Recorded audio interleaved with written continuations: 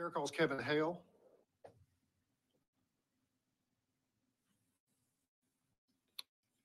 Good to see you, Mr. Hale. Good evening, Mr. Yes, sir. Chairman. You're here on behalf of the Libertarian Party of Texas and yourself. Is that right? That is correct, sir. You were on the bill or neutral? Let me put it this way. I'm optimistically cautious. But you're registered as neutral. I'm neutral on the bill. Thank you very much. I'm very optimistic that Representative Swanson may have actually helped me out here. One of my complaints about the elections is that we don't have an undervote count. The power of the undervote shouldn't be undermined here. What I use the undervote for is to push the vote count up, but without giving my consent to those particular candidates in a race. So this would give me an option for us to count the actual undervote. The power of the undervote is that I'm not giving consent to these to the candidates in front of me. What I don't see on the back end is will this vote count for the undervote be counted against the 50% plus one?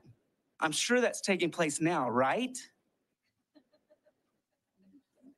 That's right, it isn't.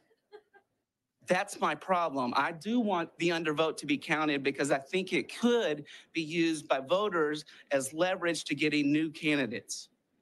By preventing each of those candidates from getting the 50%, they've demonstrated that they can't, that they have not the support of the electorate.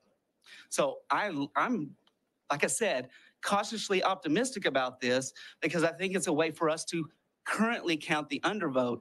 And I want this to be happening because I think it's a powerful tool for voters that they can stop both of them or three of them or four of them by using this method of basically none of the above, because the voter is telling us, I don't like either of them.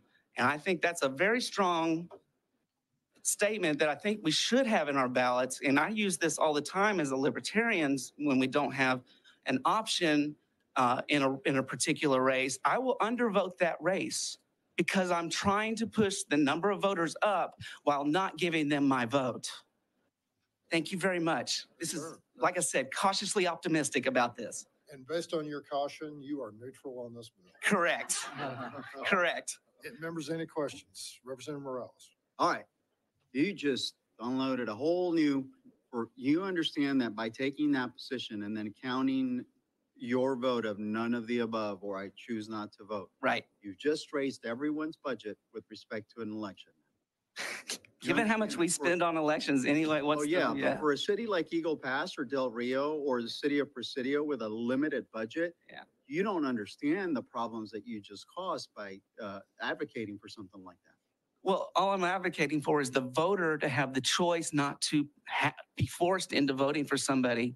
That's what I do, right? But I'm being told that that's not being counted, and that's wrong.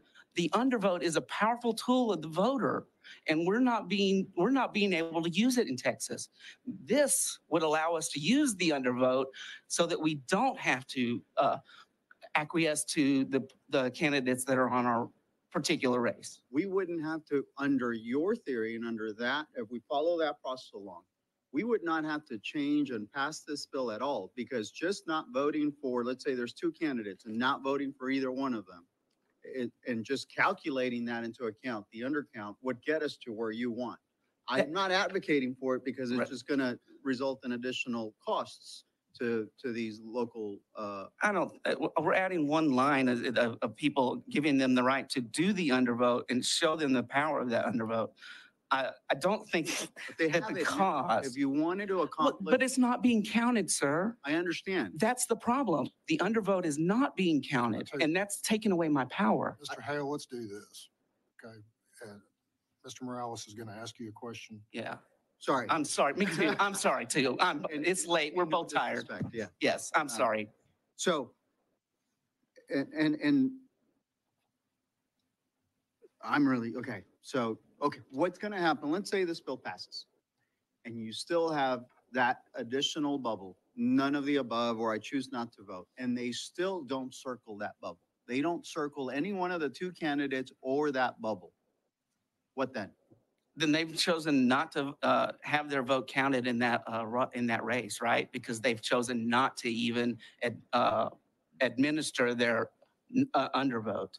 You see what I mean? That's what's taking place right now. sir. But we're not counting it. We wouldn't count it under this. No, we should be counting it. That's my power. That's my vote. That's my non-vote. That's my problem. This opportunity provides us an opportunity to start counting the undervote so that we can see if the electorate actually did go 50% plus one on that particular race. I understand where you're headed, but I can, just philosophically, I think we're at opposite ends with respect to, being in city government and seeing how expensive those elections are. I would have a hard time then following your theory of then let's count the undercount and then apply it to the 50.1% because it's just going to result in additional. Well, by not counting it, you've taken away my vote. Yeah, but this bill doesn't count. It will provide an opportunity for us to do it. I think that we're beyond the bounds of this Yes, sir. particular bill, but I appreciate your sentiments. Yes, Thank sir. you for the questions. Members, Thank you, any Mr. other Morales. I really questions? do appreciate the Thank you. back and forth. Thank you, Mr. Chairman. Any others? Absolutely. No, I don't think we do, but thank you, Mr. Hale. Thank you, guys. I appreciate it. Yep, have a good evening.